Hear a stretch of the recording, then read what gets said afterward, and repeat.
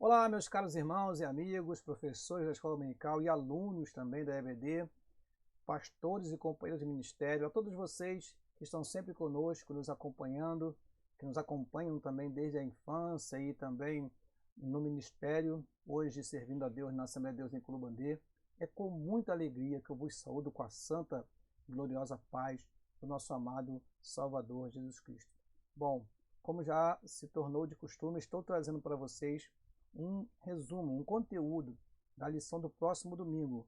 Na Escola Bíblica Dominical, estaremos no dia 10 de maio estudando sobre a condição dos gentios sem Deus. Estamos estudando durante esse trimestre, a revista da CPAD estuda nesse trimestre o tema Igreja Eleita, redimida pelo sangue de Cristo e selada com o Espírito Santo da promessa.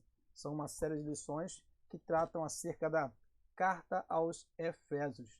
É uma carta rica de conteúdo doutrinário que nós estamos aproveitando esse trimestre, nos aprofundando no conhecimento da Palavra de Deus que está sendo aqui transmitida através do nosso comentarista, o pastor Douglas Batista, e cada domingo temos aproveitado bastante o conteúdo destes comentários e às vezes acrescentando algo mais. O mais importante é que aqui tenhamos um material para que você possa estudar a lição e se preparar um pouco melhor para transmiti-la aos seus alunos, caro professor. E você, aluno, esteja bem atento e informado a respeito daquilo que está sendo, o que será transmitido, para que você possa também articular com o seu professor em classe e ali a aula ser uma aula produtiva e participativa. Bom, meus amados irmãos, vamos então iniciar com uma oração ao nosso Deus. Pai querido, nós te louvamos e te agradecemos por mais oportunidade que o Senhor nos dá de estarmos aqui, Senhor, através deste canal, transmitindo o conteúdo da Tua Palavra, que será, Senhor, transmitido através da Escola Bíblica Dominical no próximo domingo. Se conosco aqui, Pai, porque estaremos com a Tua Palavra nas mãos e ela é lâmpada para os nossos pés, luz para o nosso caminho, e ela é a espada, Senhor, que penetra a divisão da alma e do espírito. Ela também é o espelho que nós devemos sempre olhar para ver como está a nossa condição espiritual, e ela é, Senhor, a principal matéria a ser estudada, e em uma escola bíblica dominical ela não pode ser deixada de lado. Por isso, Senhor, nos preocupamos em fornecer, através deste canal, um conteúdo basilar, um conteúdo básico na Tua Palavra, para que esses nossos irmãos que estão nos ouvindo possam bem aproveitar e assim desenvolver bem a sua aula. Se conosco neste momento, nós te pedimos e te agradecemos no nome do Senhor Jesus Cristo, teu amado e querido Filho. Amém e amém. Meus irmãos, vamos então à nossa aula que estaremos aprendendo no próximo domingo. Nós queremos lembrá-los também que nós pertencemos à Assembleia de Deus do Culubandê, onde está ali presidindo o nosso pastor Samuel da Silva, e fazemos parte da Convenção Geral da Assembleia de Deus e da Confraderge. Somos pastor credenciado e estamos aqui para dar a vocês esta orientação na Palavra de Deus. Bom, vamos então começar a nossa apresentação mostrando aqui o conteúdo da nossa aula no próximo domingo, dia 10 de maio. O nosso texto áureo se encontra na Carta aos Efésios, no capítulo número 2, no versículo número 11. Eu vou ler para você esse texto. Diz-nos assim a palavra do Senhor. Portanto, lembrai-vos de que vós, noutro tempo, éreis gentios na carne, e chamados incircuncisão pelos que, na carne, se chamam circuncisão feita pela mão dos homens.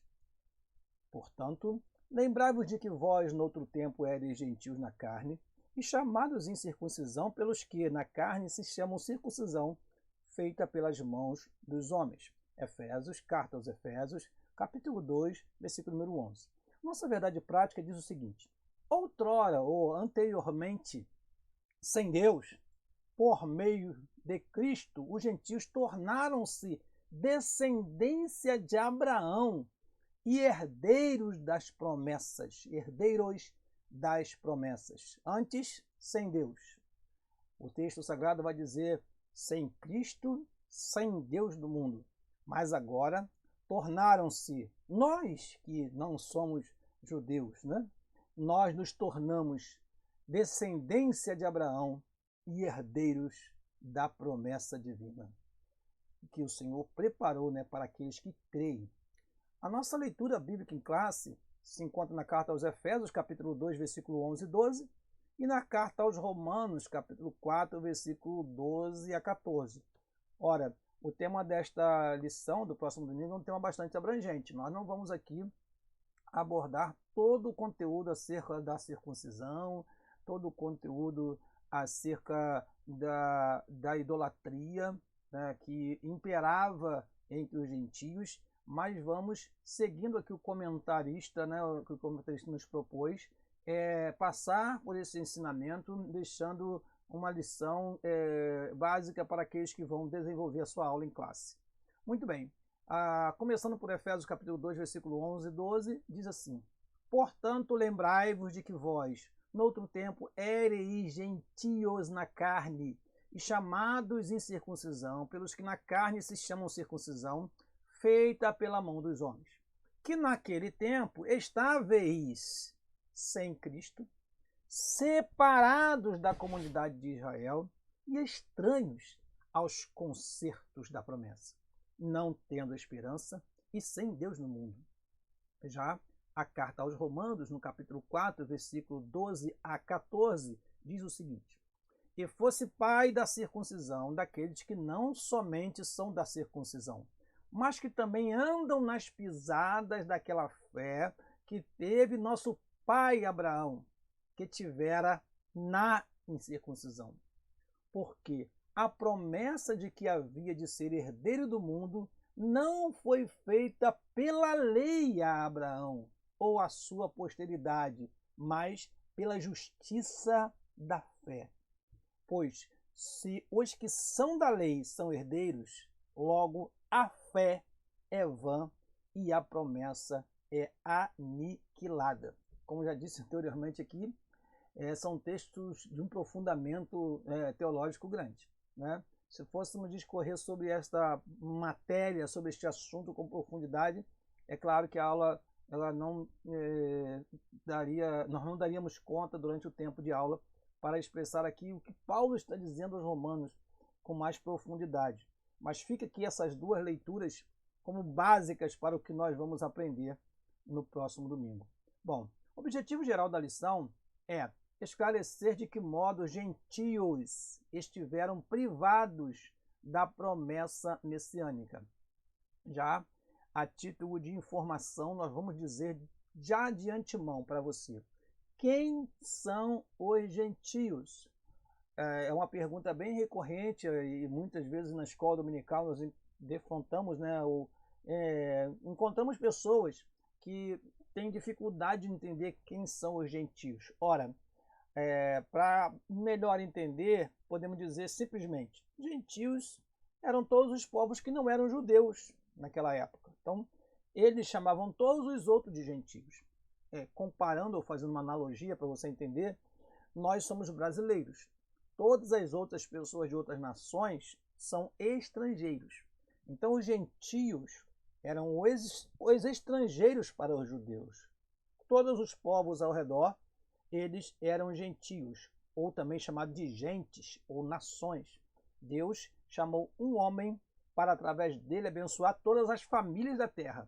Esse homem ele fez uma grande nação, e essa nação foi levantada para ser bênção para as outras nações. Ora, essas outras nações são chamadas de gentios.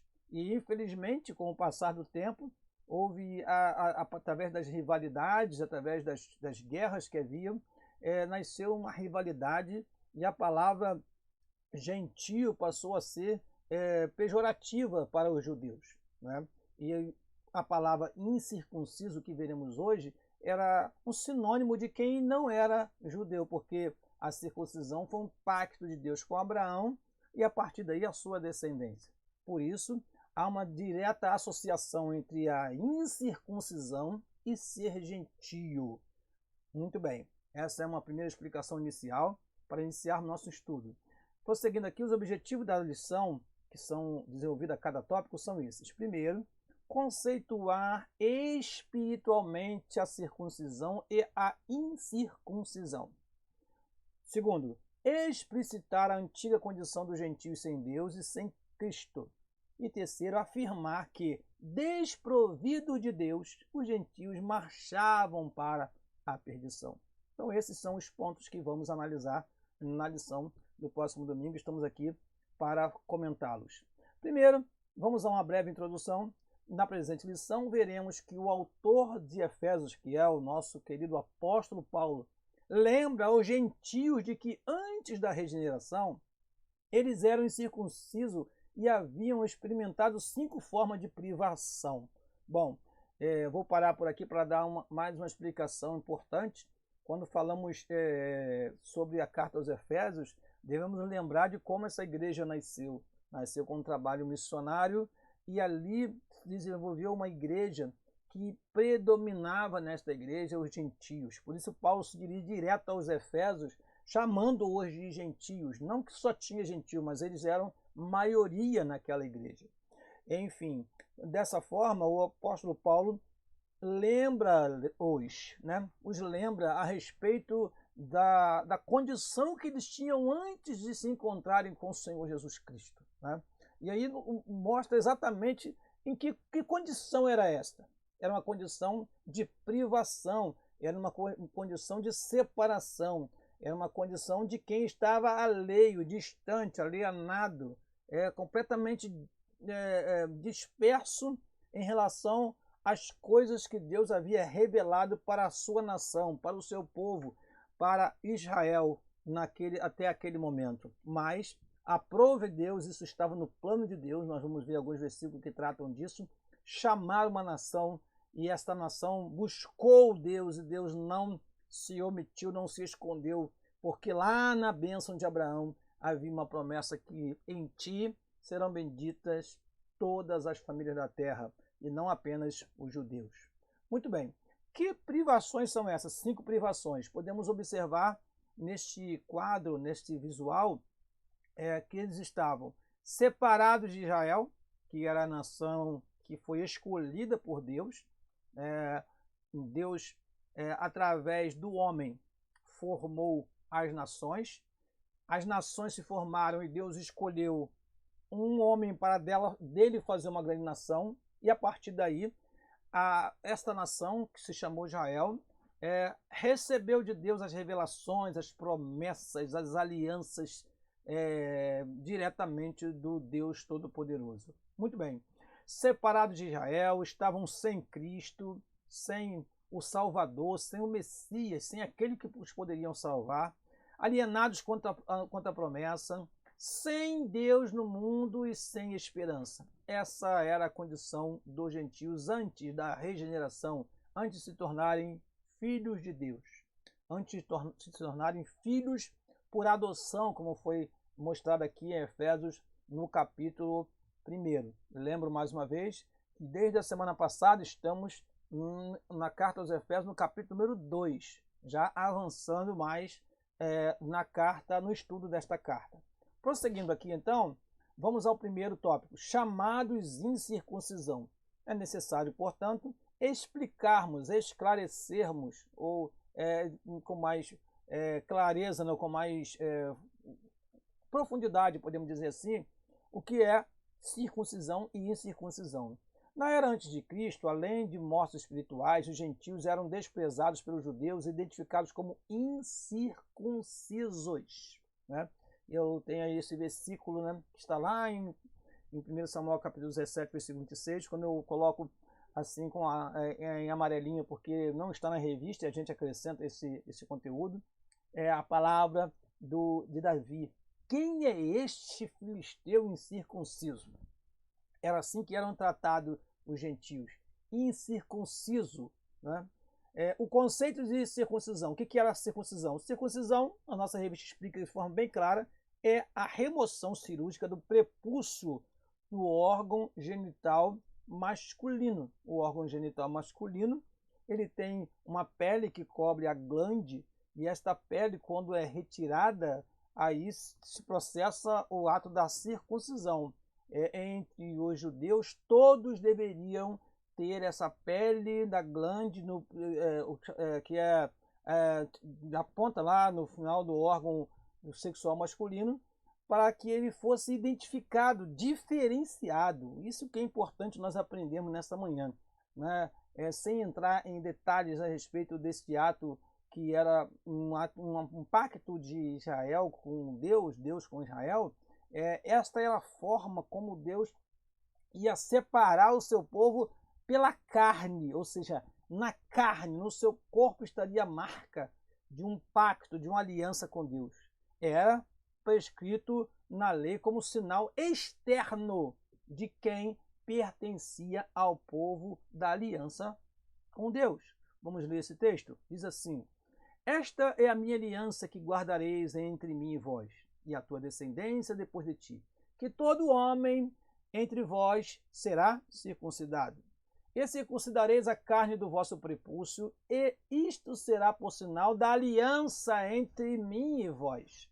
O filho de 8 dias, pois, será circuncidado todo homem nas vossas gerações, o nascido em casa, na casa, e o comprado por dinheiro, a qualquer estrangeiro que não for da tua descendência. Então, tanto o nascido em casa, quanto o comprado, ele deveria ser circuncidado para mostrar que agora faria parte do povo de Deus, estaria dentro da aliança feita com Deus, entre Deus e Abraão. Muito bem. Agora preste atenção nos versículos 13 e 14, que são os versículos seguintes. Diz assim: com efeito será circuncidado o nascido em tua casa e o comprado por teu dinheiro, e estará a minha aliança na vossa carne, por aliança perpétua. E o homem incircunciso, que era o caso dos gentios, cuja carne do prepúcio não estiver circuncidada, ou ainda estiver com a pele que cobre a glande, no órgão genital masculino, aquela alma será extirpada do seu povo. Quebrou a minha aliança. Preste bem atenção nisso, irmãos, porque era uma aliança que estava na carne. Daí nós entendermos por que o apóstolo Paulo cita lá, na verdade, no texto áureo da nossa lição, vou voltar aqui rapidamente para você ver o que está escrito lá. Está escrito assim, ó: portanto, lembrai-vos de que vós, no outro tempo, ereis gentios na carne. A carne, o corpo, mostrava que eles não faziam parte do povo de Deus, não faziam parte de Israel. E olha o que diz o restante do versículo: e chamados em circuncisão pelos que na carne se chamavam circuncisão feita pelas mãos dos homens. Ou seja, um pacto entre Deus e Israel, uma aliança que foi feita entre Deus e Israel, a fim de identificá-lo. Isso tem uma profundidade enorme que eu não vou entrar em detalhes, mas é bom explicar bem o que significava isso naquela época e qual o significado espiritual deste ato, que era um ato de cirurgia física mesmo, né? Muito bem, o significado religioso da circuncisão qual é? Como a corrupção e as práticas idólatras estavam fortemente relacionadas com a sexualidade depravada, a circuncisão simbolizava a aliança de purificação requerida ao povo escolhido. Ora, o que era a circuncisão? Era uma forma de separar. Separar, ou melhor, separação é uma das formas que nós definimos o que é santidade. Santidade é separar. Santificado é aquilo que é separado para ser consagrado, para ser dedicado a Deus. Muito bem. Então o ato da circuncisão era um ato que simbolizava uma aliança de purificação. Claro que há toda um conteúdo, né, médico também e de higiene por detrás disso, mas não é isso que pretendemos falar nesta aula. Mas é importante falar sobre o ato de purificação, de separação. Temos agora um povo que é circuncidado e um povo ou povos que não são circuncidados. Isso estabelecia uma diferença. Isso é importante no sentido espiritual, irmãos, porque hoje nós não precisamos mais de diferença na carne, né? Nós não precisamos mais de diferença no corpo. A nossa diferença se faz através da ação do Espírito Santo na nossa vida, né? Através da transformação da nossa vida em sermos uma nova criatura de fato, e não apenas trazendo no nosso corpo marcas que mostrem uma aliança com Deus, como aconteceu no passado. Seu significado religioso apontava para a santificação. Veja aqui, lá em Êxodo capítulo 19, versículos 5 e 6, nos fala que Israel ele seria uma propriedade peculiar, particular de Deus.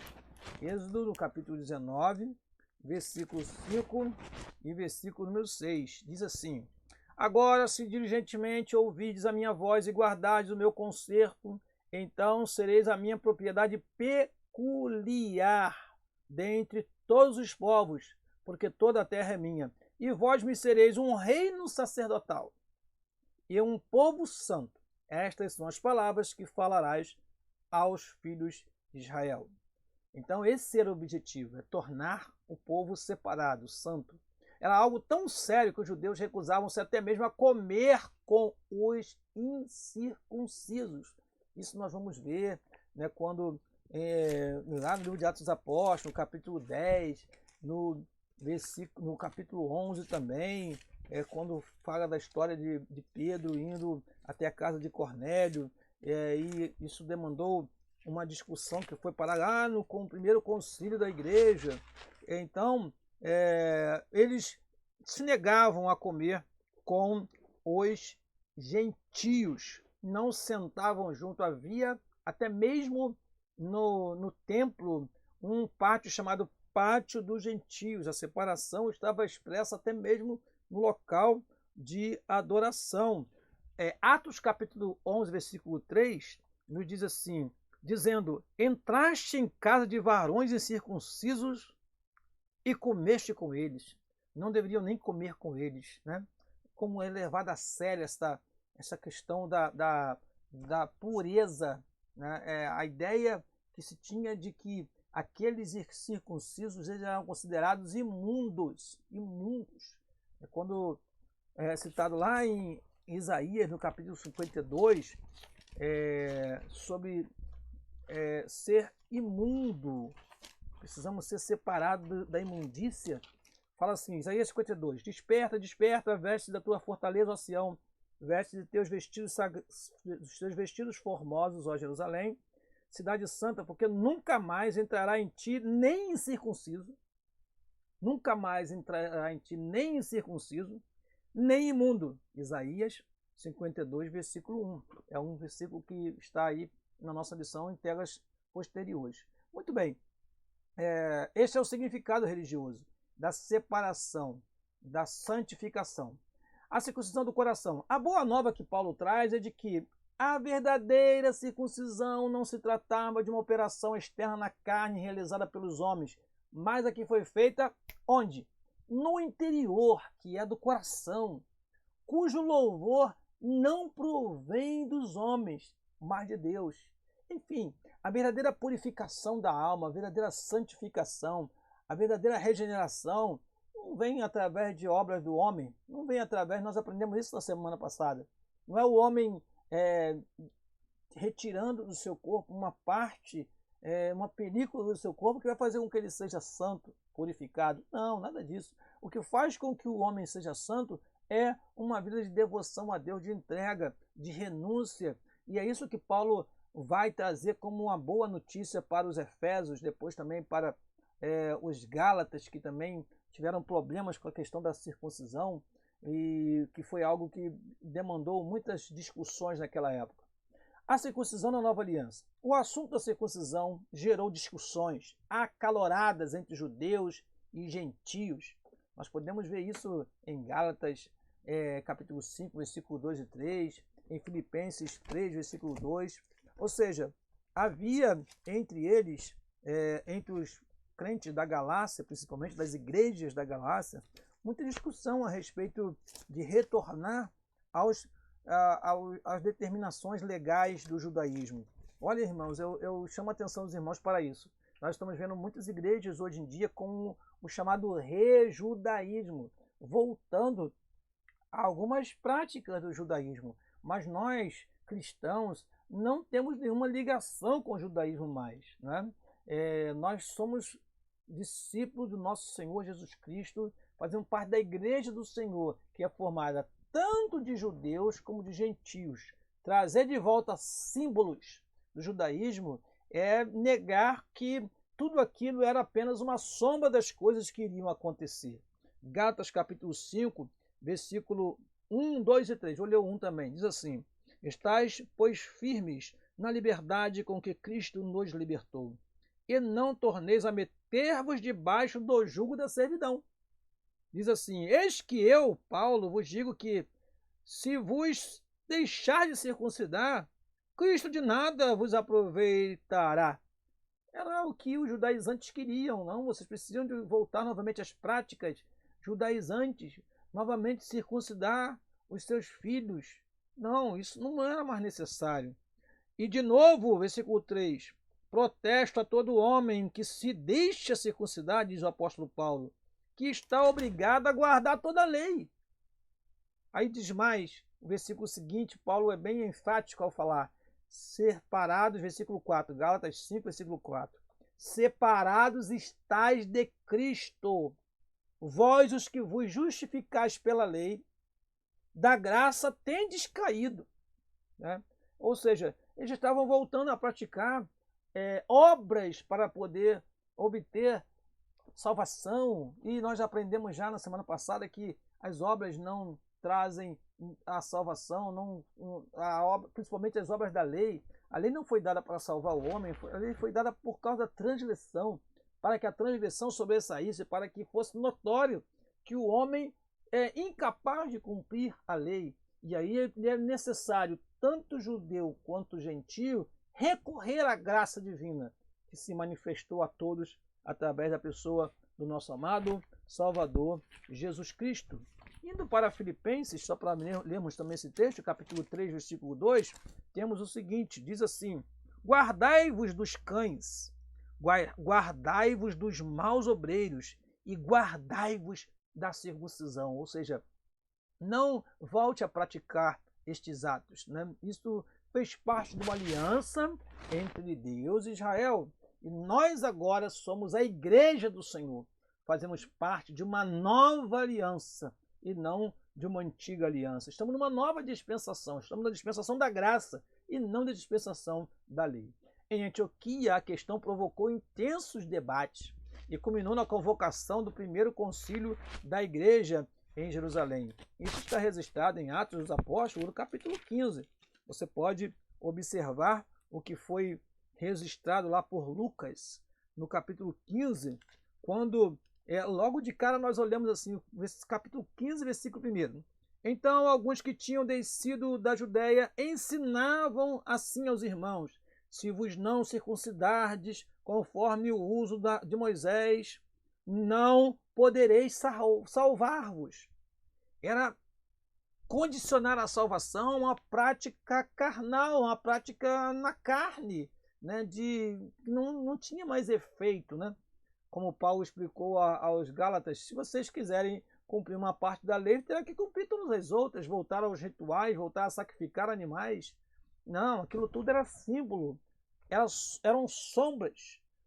Romanos capítulo 15, versículo 4 fala que tudo que foi escrito para o nosso ensino foi escrito, mas foi sombra de coisas futuras.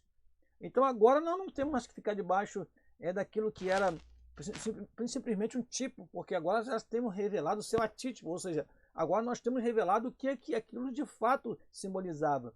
Os cordeiros que morriam lá no Antigo Testamento representavam o Senhor Jesus Cristo, que morreu por nós. Então não precisamos mais matar cordeiro, porque Cristo já morreu por nós. Assim também não precisamos mais nos circuncidarmos, porque a circuncisão verdadeira é no coração, que acontece quando Deus nos purifica de todo o pecado, nos separa daqueles que não são fiéis ao Senhor pela presença do seu Espírito em nós. Então, esse concílio, né, em Jerusalém terminou com uma determinação dos apóstolos. Aqui, nós podemos ler para você aqui, Atos dos Apóstolos, capítulo 15, versículo 28 em diante. Na verdade, pareceu bem ao Espírito Santo e a nós não vos impor mais encargo algum, senão estas coisas necessárias. Quais eram estas coisas? Que vos abstenhais das coisas sacrificadas aos ídolos, e do sangue, e da carne sufocada, e da fornicação, das quais coisas fazeis bem, se vos guardardes, bem vos vá. E não tem nada de voltar a praticar a circuncisão, porque isso foi coisa de aliança entre Deus e Israel. A deliberação dos apóstolos sobre o assunto, sob a orientação do Espírito Santo, passou a enfatizar que na nova aliança a circuncisão somos nós, que servimos a Deus no Espírito e nos gloriamos em Cristo e não confiamos na carne. Dito isso, irmãos, encerramos aqui este primeiro tópico. Os gentios não faziam parte do pacto da circuncisão e por isso estavam excluídos da aliança com Deus. Eram considerados incircuncisos, em outras palavras, imundos para o povo judeu, e então deveria ter uma parede de separação. Muito bem.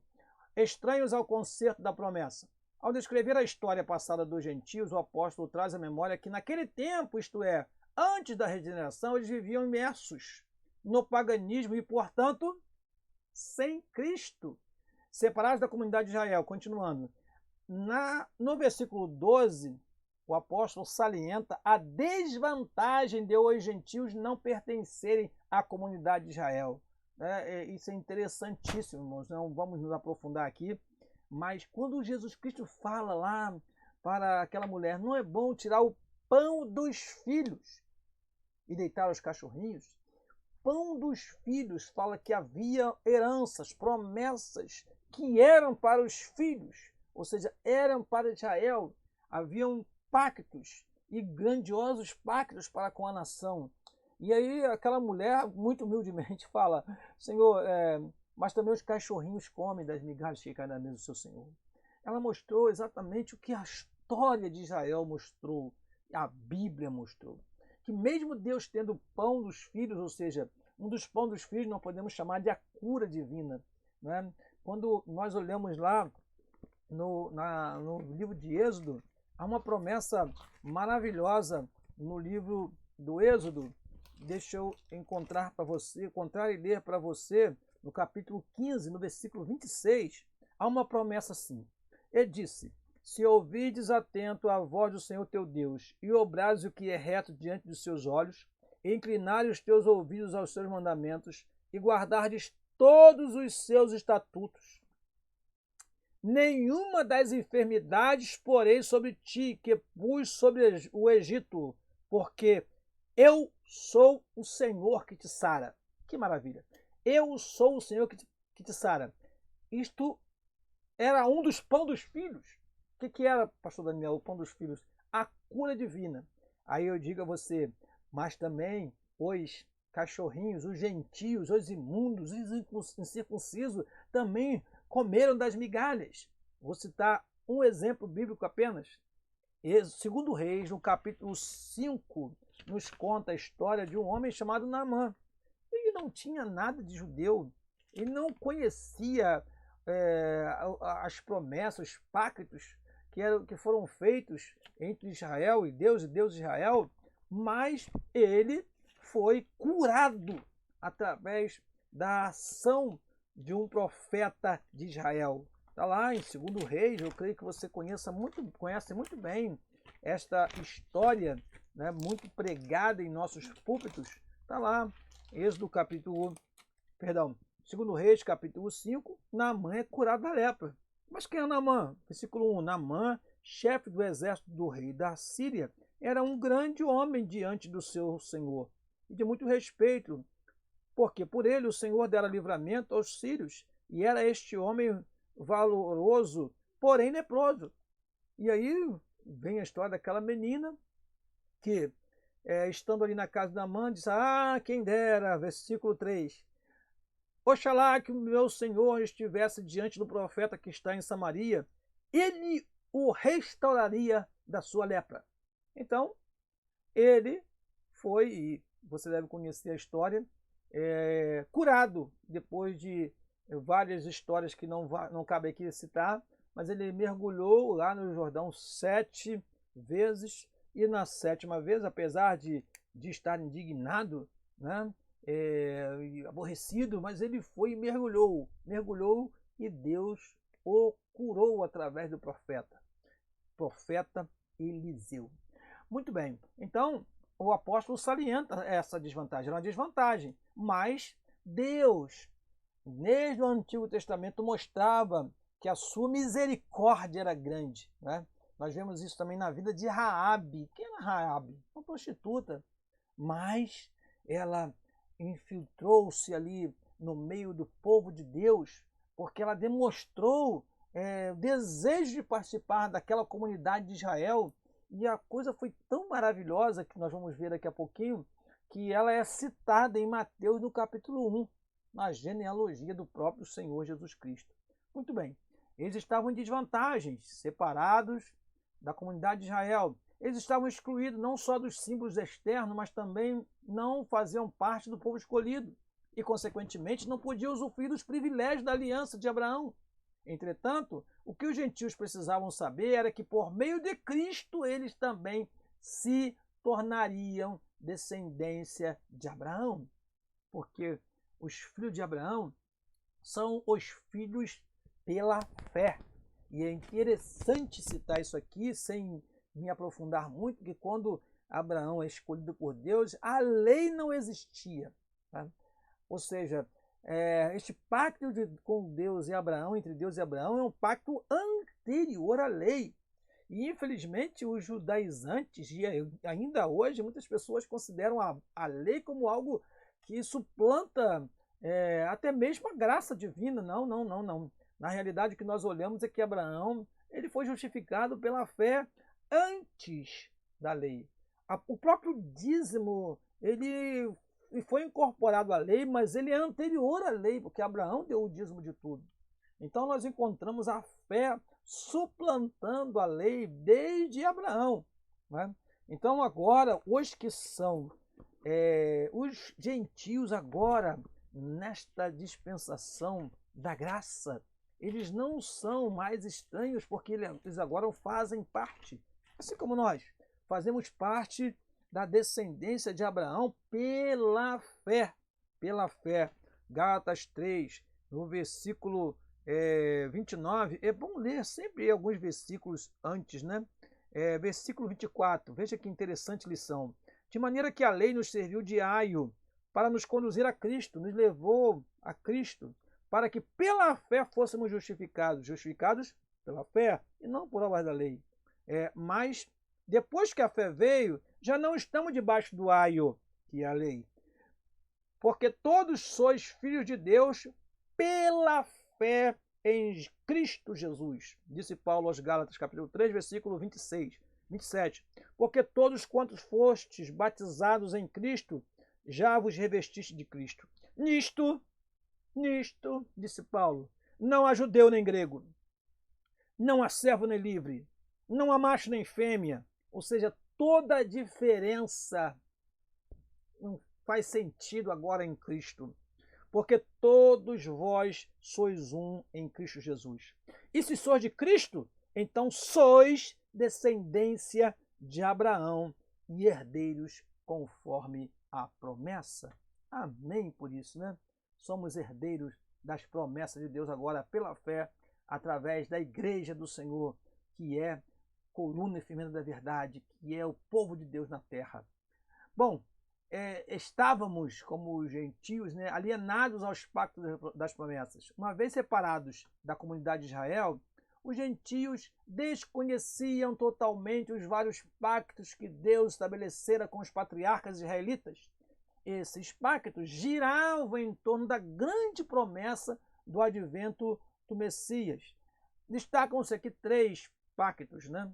Já coloquei ali de antemão Mateus para você ler comigo daqui a pouquinho. O pacto com Abraão, né? Bem conhecido. Abraão é chamado e lá em Gênesis capítulo 12, um texto que é conhecido como o texto da chamada de Abraão. Gênesis no capítulo 12 está assim escrito, vou ler para você. Ora, o Senhor disse a Abrão: sai-te da tua terra e da tua parentela e da casa do teu pai, para a terra que eu te mostrarei, e far-te-ei uma grande nação, e abençoarei e abençoar-te-ei, e engrandecerei o teu nome, e tu serás uma bênção. Versículo 3. E abençoarei os que te abençoarem, e amaldiçoarei os que te amaldiçoarem, e em ti serão benditas todas as famílias da terra.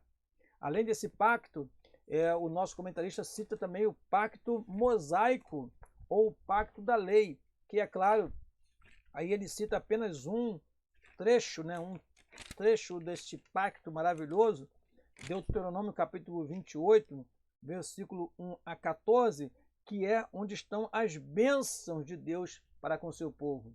Depois do capítulo 15 diante, vem os castigos pela desobediência. Este pacto entre Deus e Israel era um pacto de obras. Eles deveriam seguir tudo aquilo que o Senhor determinou para eles, para que eles fossem abençoados. Está escrito lá, Deuteronômio, vou ler apenas alguns versículos, Deuteronômio 28, 1. E será que se ouvides a voz do Senhor teu Deus, tendo cuidado de guardar todos os mandamentos que eu te ordeno, hoje o Senhor teu Deus te exaltará sobre todas as nações da terra. Pacto de Deus com o seu povo Israel, através do seu ministro daquela época, Moisés. Aí vem o versículo de 15, para você poder saber os dois lados desta moeda. Diz assim o versículo 15. Será, porém, que se não derdes ouvido à voz do Senhor teu Deus, para não cuidar em fazer todos os mandamentos e os seus estatutos, que hoje te ordeno, então sobre ti virão todas estas maldições e te alcançarão. Ou seja, se obedecesse, bênção. Se desobedecesse, maldição. Se obedecesse, haveria fertilidade. Se desobedecesse, viria a praga. Se obedecesse, Deus faria com que houvesse abundância de chuva. Se não obedecesse, o Senhor retinha a chuva e o povo ia ao encontro de Deus, pedindo misericórdia para poder Deus livrá-los daquela fome que muitas vezes aconteceu no Antigo Testamento. Enfim, esse era um pacto mosaico, pacto entre Deus e o seu povo através do seu servo Moisés. E o pacto davídico que está em 2 Samuel, capítulo 7, versículo 13 a 16. Não vou ler, mas você pode depois pesquisar.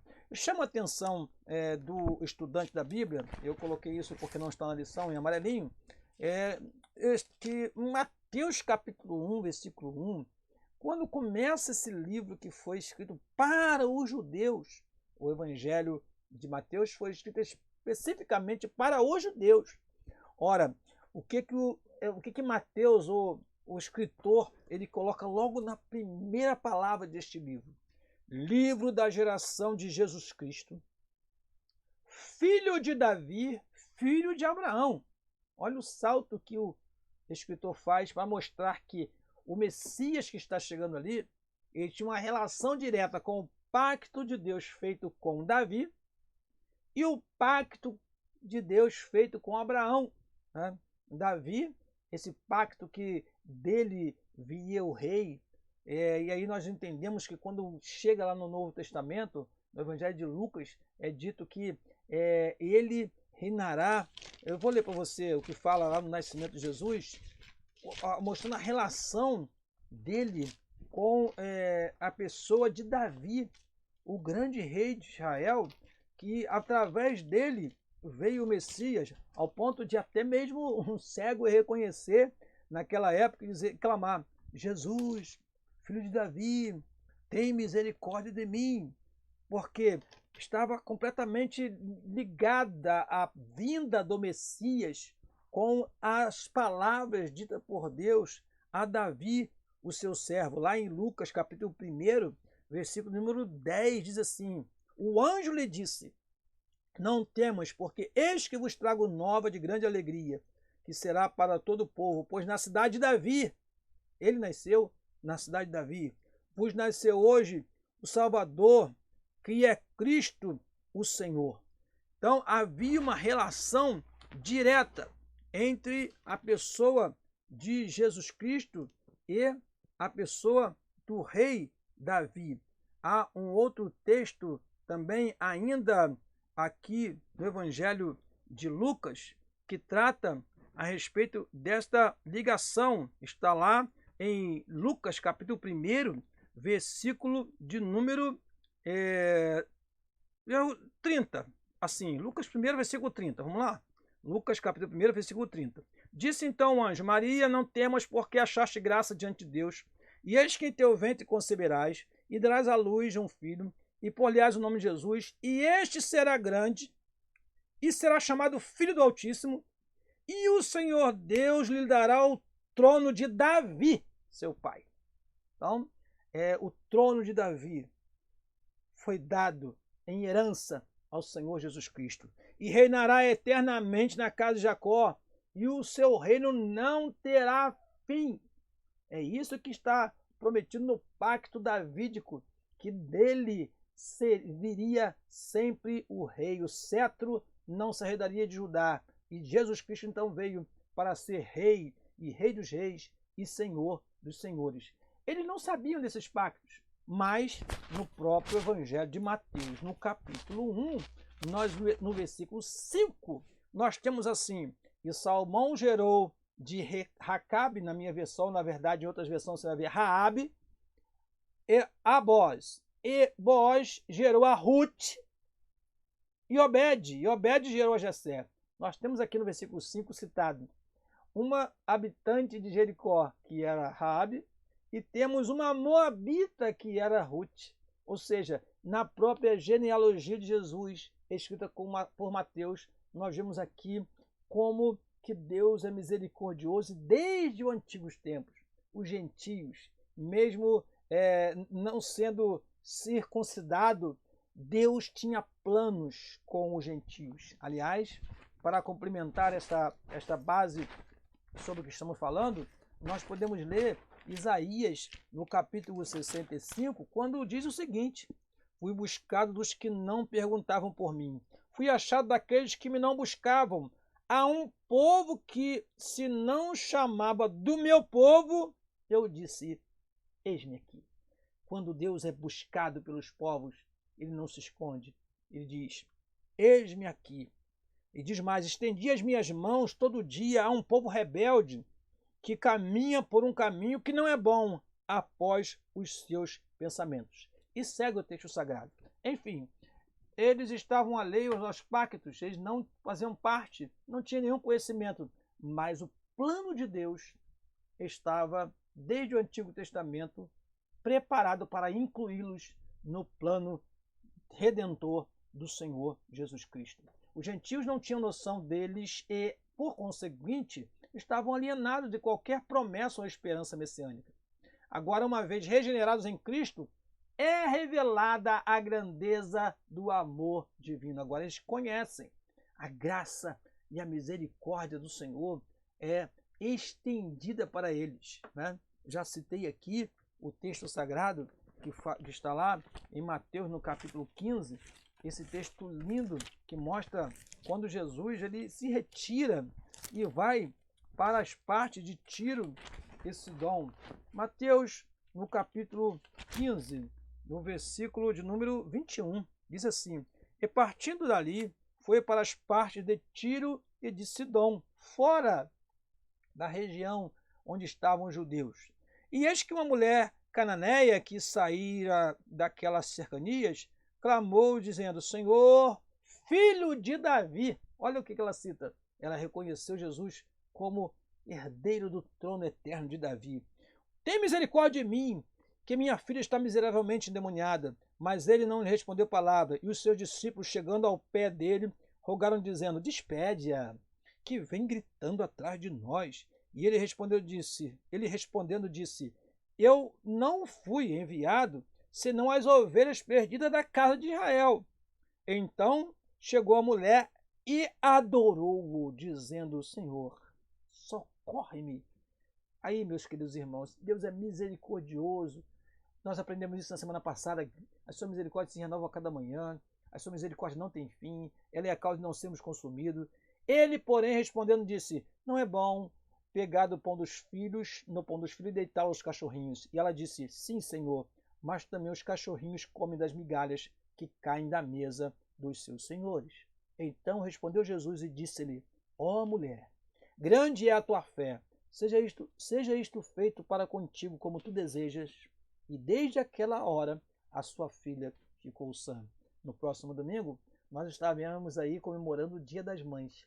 E veja que maravilhoso exemplo como o Senhor Jesus teve misericórdia de uma mãe que chorava por sua filha, que implorava, que se submeteu àquela condição até mesmo de menosprezada, como os judeus tratavam os gentios, né, de cãos. E ela diz: olha, mas os cachorrinhos também comem das migalhas que caem da mesa dos seus senhores. E a migalha ali era uma cura que ela precisava. E Jesus, misericordioso e piedoso, não se omitiu, mas estendeu a sua graça sobre ela naquele momento.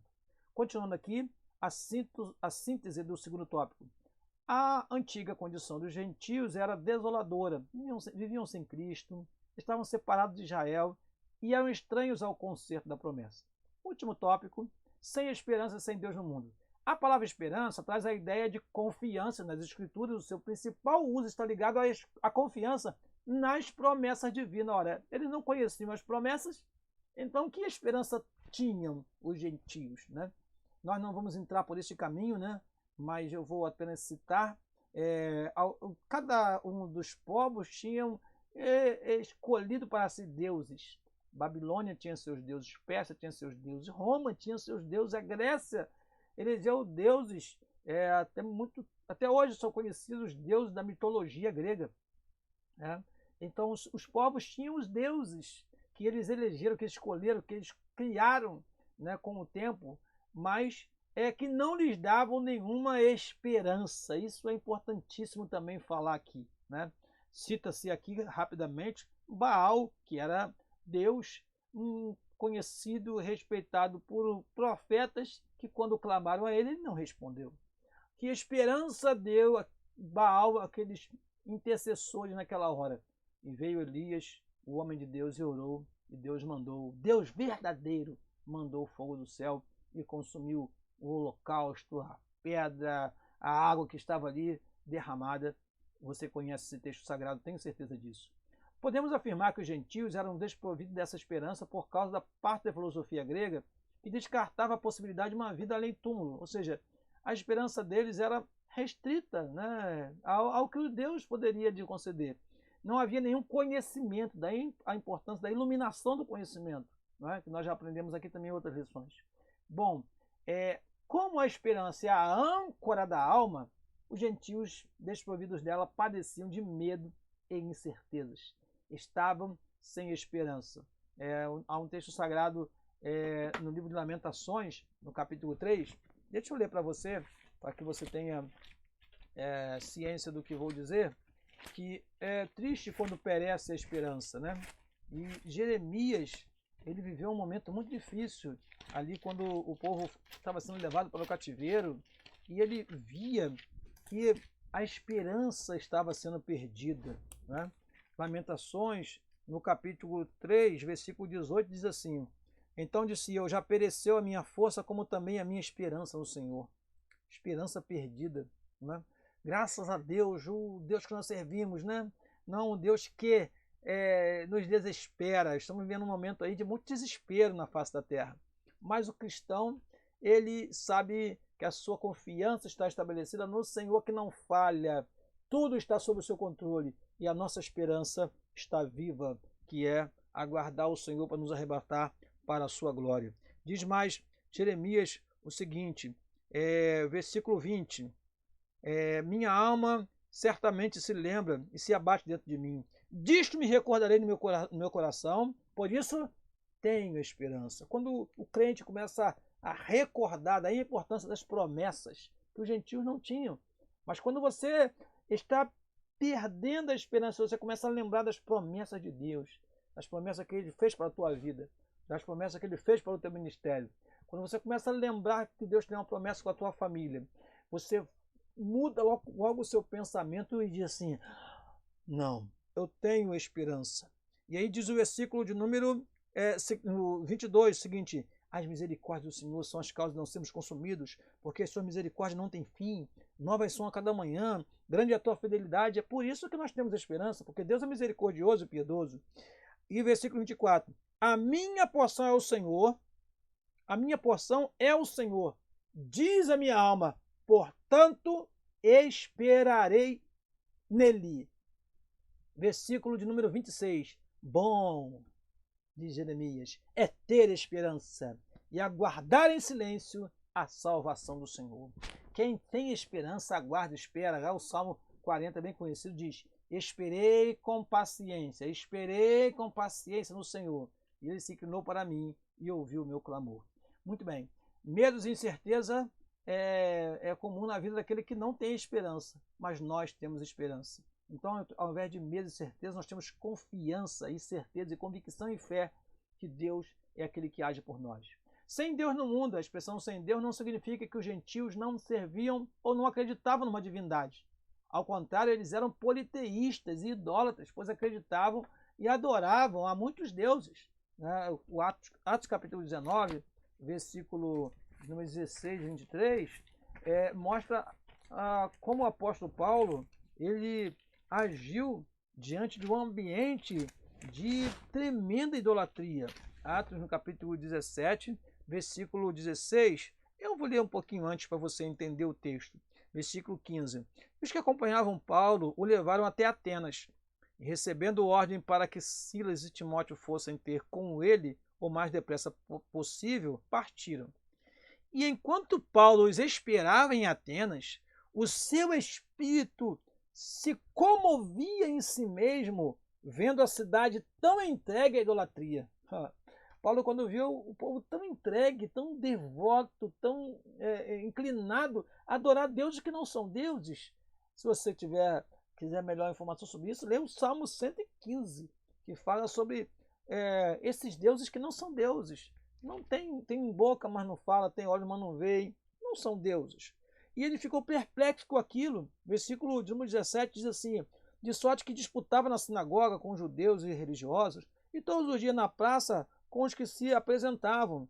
E alguns dos filósofos epicúreos e estoicos contendiam com ele, e uns diziam, que quer dizer este paroleiro? E outros, parece que é pregador de deuses estranhos. Ou seja, na concepção deles, Paulo estava trazendo mais um Deus e acrescentar mais um na sua idolatria, porque lhes anunciava Jesus e a ressurreição.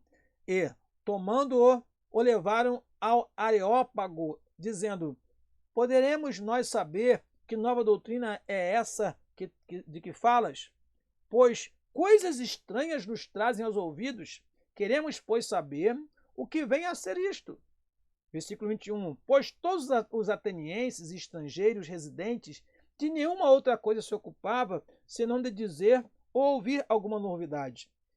Paulo, então, ele diz assim, estando Paulo no meio do Areópago, disse, varões atenienses, em tudo vos vejo um pouco supersticiosos, porque passando eu e vendo os vossos santuários, vários santuários, achei também um altar em que estava escrito ao Deus desconhecido. Este que vós adorais, não o conhecendo, é o que eu vos anuncio. Vou parar por aí, porque se eu for me aprofundar, vou muito longe. Mas eles, com medo de esquecer de alguma divindade, eles colocaram no altar o Deus desconhecido e adoravam a um Deus desconhecido. Olha tamanha idolatria dos gentios daquela época. Muitos deuses e até deuses desconhecidos eles adoravam. E aí Paulo mostra, olha, exatamente esse é o Deus que vocês precisam conhecer, porque apesar de tudo, vocês estão sem Deus no mundo. Era como se Paulo estivesse dizendo isso, né? Assim, por meio do seu paganismo, estavam alienados do Deus que havia se revelado a Israel. E eu acrescento isso até porque Deus não divide a sua glória, né? Deus, a glória dele não dá a ninguém, ou seja, Deus não queria fazer parte da idolatria daquele povo. Deus queria se mostrar como é o único e poderoso Deus. Entretanto, infelizmente, este quadro foi alterado pela intervenção dos desígnios eternos do verdadeiro Deus. Enfim, a antiga condição dos gentios era lamentável, desprovida de esperança e sem Deus na vida, caminhavam a passos largos para a perdição e ao inferno. Essa era a condição. Como Deus foi gracioso conosco, irmãos, nós, como não somos judeus, também fomos alcançados por esta graça. Nas lições posteriores, vamos aprender um pouco mais sobre essa nova união entre judeus e gentios que vai formar o povo chamado igreja. Concluindo a nossa lição, no outro tempo éramos incircuncisos e estávamos excluídos da aliança com Deus, separados de Cristo e de Israel, vivíamos alienados ao concerto da promessa, desesperançosos e longe de Deus. Um dia, porém, a magnitude do amor divino circuncidou os nossos corações. Agora nossos corações estão purificados, não por obras da carne, mas pela fé no nosso Senhor Jesus Cristo. Aproximou-nos de Deus, aproximou-nos de Cristo e de Israel. Incluiu-nos na esperança da promessa e revelou a nós o único e verdadeiro Deus. Bendito seja o seu santo nome para sempre. Aleluia por isso. Então agora conhecemos o verdadeiro Deus. O Deus que fez todas as coisas, que sustenta todas as coisas pelo seu poder. E que além de ter feito e sustentado, ele também enviou o seu Filho para morrer por nós. E nós o aceitamos como Salvador. E aqui estamos para continuar a sua obra, a obra do seu Filho Jesus Cristo aqui na terra. É responsabilidade nossa dar continuidade. Bom, essa é a nossa conclusão. Na próxima lição estudaremos sobre Cristo e a nossa reconciliação com Deus.